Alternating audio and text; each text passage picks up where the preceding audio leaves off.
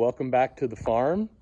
Today, since field work's pretty much wrapped up, it's December, we're going to start with a little bit of an equipment tour. We've got the equipment spread out to several different farms, trying to keep things out of the weather. So up at our farm that's kind of located the furthest away from our main farmstead, a little higher elevation, we have our 480 quad track. It's got 2 anhydrous bottles on the front, 500 gallons each. And if you take that and combine it with our no-till drill that has a 750 gallon anhydrous bottle on the front, we can apply 100 pounds an acre of N, which is kind of a full normal rate that we do on winter wheat on fallow type ground, and do about 60 acres. And so that's pretty nice to have big capacity on that. And that pairs up well with the ADX 2230 cart, because it's a 2-chamber cart, and we'll put starter fertilizer in the front, and we can put about an amount in there to apply close to 100 pounds an acre of starter for our phosphorus and sulfur mainly, and a little bit of N with that for 60 acres. And then the back you can put in enough seed to do a good 60 acres. So it's kind of nice. You can just pull up, fill all your compartments up. I can fill them kind of at the same time and get a 60 acres per fill. Behind that, we have a FlexHo 400 toolbar. It's 46 feet. It's a little bit newer than the cart and the tractor. The tractor is 07 and the cart's in 07, but the toolbar is a 2013.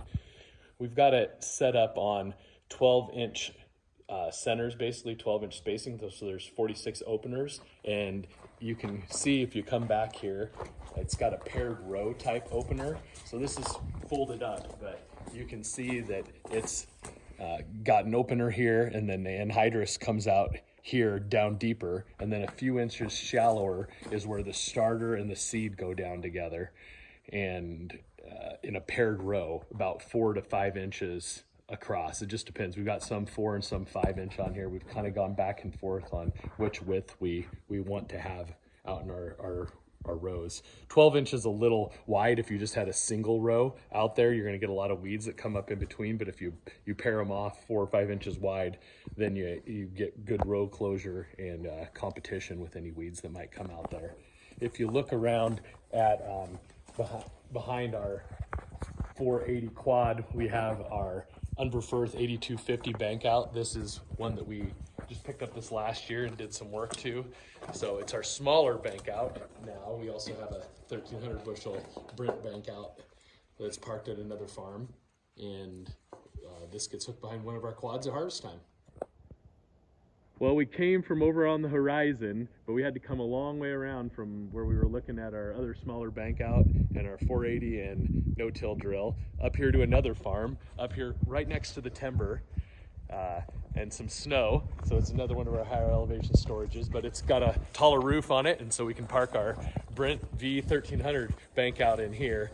And this thing is kind of cool because we've rigged up a custom fire setup. So we have a 100-foot hose reel, and then it's put together with a hydraulic driven pump. And we have on the back, it's getting kind of dark, but we have about a 200-gallon water tank back here that just packs right underneath the bank out. So we always have water right next to our combine. You can see the tires on this thing are ginormous, super wide. Just a massive machine. We call this the Thiessen Ranch shop. They're the operation that we combined with, the Kaufman's combined with this last year, and this is where they were headquartered out of. So they had their Conservation Farmer of the Year from several years back on the door. So we'll go on in and show you our shop. Very rare that we don't have anything in here. There's been stuff in here all week, but it all got moved out. This is just a place we can work out of that has a wood stove. It also has natural gas radiant heating from above, which is nice. You can kind of see the welding drill press station over there, and panning around, you've got some different fluids in the back corner. There's a bathroom, but there also is a fridge and a microwave for lunches during of the day. We got different supplies and tools on the shelving below and up above. Big tool chest and a few workbenches over here. Even have a computer in the corner where we keep track of the service records. This is our main machine shed at the Thiessen Ranch shop. So we've got our big 3555 cart that has 3 different compartments that we can do the seed and dry fertilizer in. We've got just a little utility tractor that we will do a little bit of rototilling and road grading and sometimes just various farm jobs with, a little bit of mowing. There's a Bobcat skid steer kind of around the back we didn't quite show. You can see the Flex Hoe 700 toolbar, 60 feet wide, that goes behind this cart. It makes for a super long outfit when you're moving it, that's for sure. That's even without the tractor hooked to the front of it. One of our service trucks, it's a GMC that we actually picked up from Les Schwab's. It's an old tire service truck, which is nice, that has the lift gate, and we've got a large diesel tank in the back. One of our tandems is here. We just got done hauling grain, so it's, the front can have a gross weight of 50,000. With the pup on behind it, you can add 30 more, so 80,000 gross. So you can haul basically the same as if you're doing a tractor trailer outfit, just a regular semi with one big trailer. Continuing on with the machine shed, just in a different place, we have our newest, largest horsepower quad track. This one is a 580 quad. Next to it is the 485 quad. These are the 2 quads Thiessen Ranch had when we combined with them. We also have another quad back here. This is one we picked up from neighbor operation this last year. It's our 450 quad, so it's our oldest one, but we've done a lot of work to it and it should be in good shape for quite a few years to come. We also have our 2 Polaris Ranger 6x6s here, so they're good for hauling quite a bit of weight. The yellow one here, it's got a 100-gallon slip tank sprayer. We use it for spraying a lot of roadsides and grain bins, things like that. And then we also have our red one that's the 700 over there. We use it more for picking rock. This is our fuel containment area. The 2 big tanks are a 17,000 gallon dyed diesel tank, and then this 11,000 gallon dyed diesel tank. So we can take tanker loads, get a good price, or buy more when prices are good to last us for a while. We have a smaller clear diesel tank that's about 2,000 gallons that we can use for non-DOT trucks.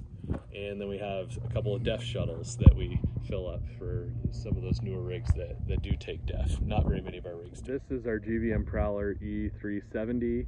It's got 100-foot booms. Right now it's kind of got the outside sections folded in, so it's more like 60-foot. They're just kind of getting it winterized, put away from the year since we're all done with field work. Over here we've got 3 of our, we call them our smaller tractors. They're around 200 horsepower each. On the left we've got a 96 Cat Challenger 45. We bought it new. It has 14,000 hours on it, so we've got a lot of seat time in that machine. It's done a lot of work for us.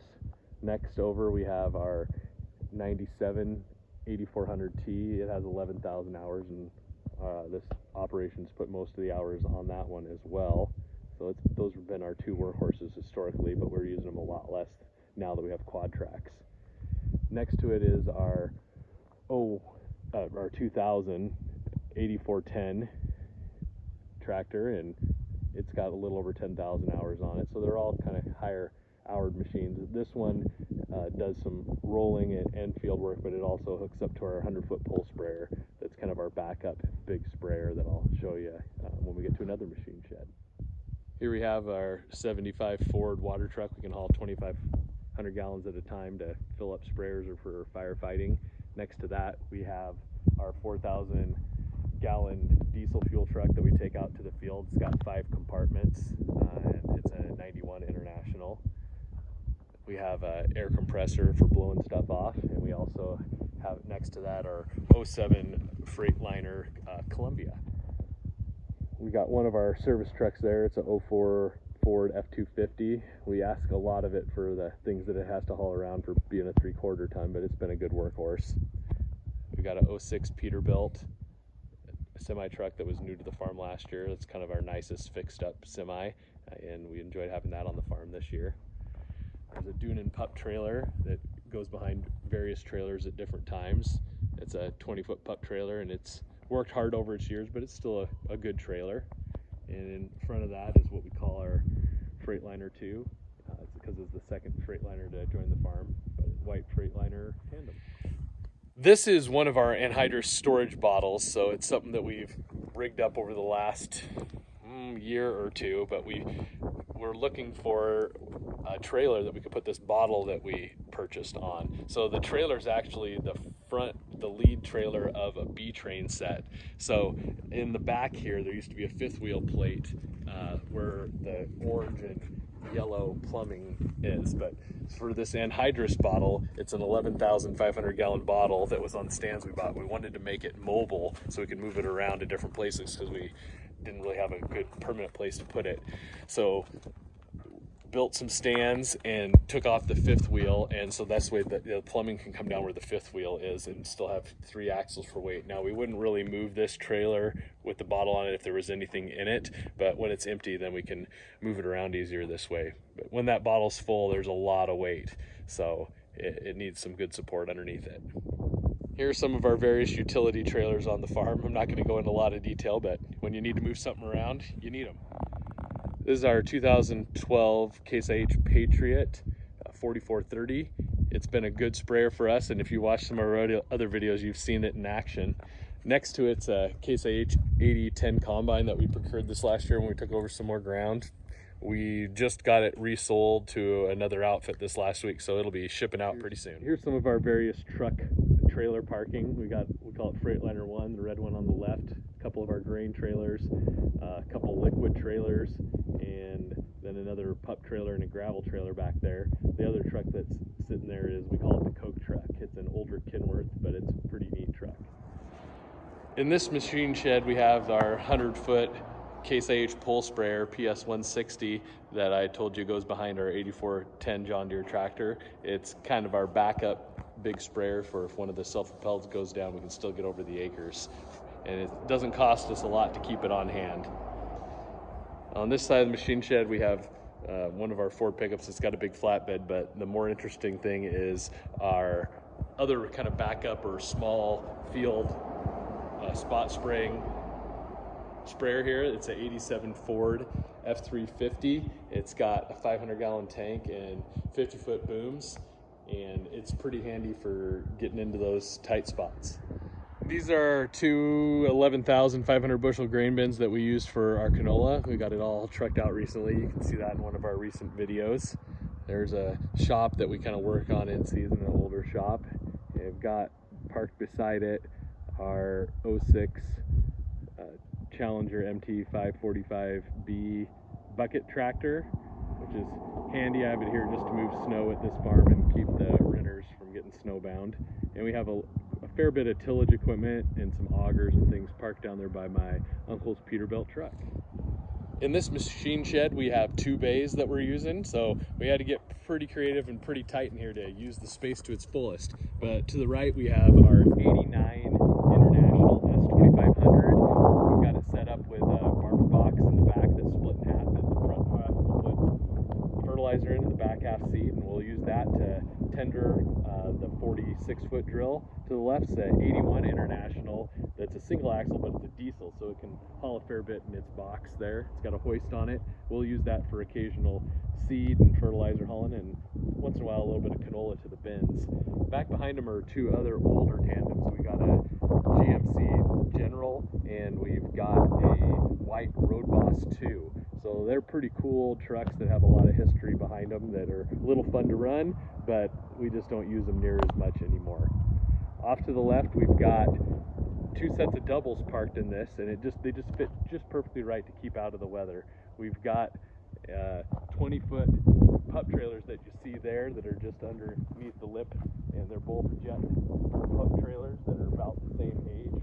They're about 11 to 12 for a year, and in front of them we've got the leads hooked to them that just fit in the front part. So we've got a 30-foot lead on this one with the longer hitch, and the other side we've got a 35-foot lead, and it's got a short hitch on it to make them about the same length.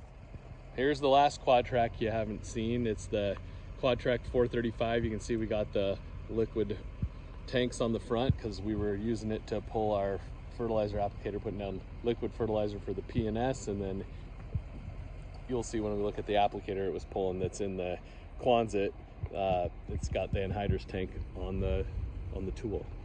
Also here we've got a couple of our semis. We got our oldest one, which is 76 International Transtar, and it's got the 8,000 gallon anhydrous bottle on it, and then next to it is our 98 International, and it has our water / chemical mixing trailer on it. Over here beside the Quonset building, we have our 99 International truck with our tender nurse trailer that's got twin 1,300 gallon tanks and a 1,000 gallon liquid tank in the front of it. And then right next to the Quonset is a 12,000 gallon anhydrous bottle that's on another B-train lead trailer that we can take a tanker load of anhydrous in at a time. Here we are in our giant Quonset building. Right here is one more service truck. This is the 99 F450. It's got a crane on board, air compressor, fuel tank, welder, generator, all the good stuff. It's kind of got the most tools of any of our service trucks. It's got more room to haul it and more power to haul it. This is our fertilizer applicator. I was telling you that our 435 quad pulls. Just got it cleaned up, blown out, and parked in here. It's got a 1,500 gallon anhydrous tank. So that's pretty big for sitting on an applicator. You can see the big axles it requires. This is our fire truck that we got here in the last year or two. It's been a nice upgrade for fighting fires. It's got several different hose reels and even a big cannon on top that you can use to fight fires. If you look back at one of our videos from Harvest, you can see it in use. We've got a forklift, got a Honda 90, a pretty nice four-wheeler. It was a big upgrade from our 1986 4-tracks that we've been using until 2 years ago. And then the granddaddy of them all, we saved it for the end. This is our 3 combine fleet. So we've got the 8250 over here. It's a 2022 model. In the middle, we have our 2021 combine. It's a 9250, and then on the far end over here is our 2023 9250. So pretty cool.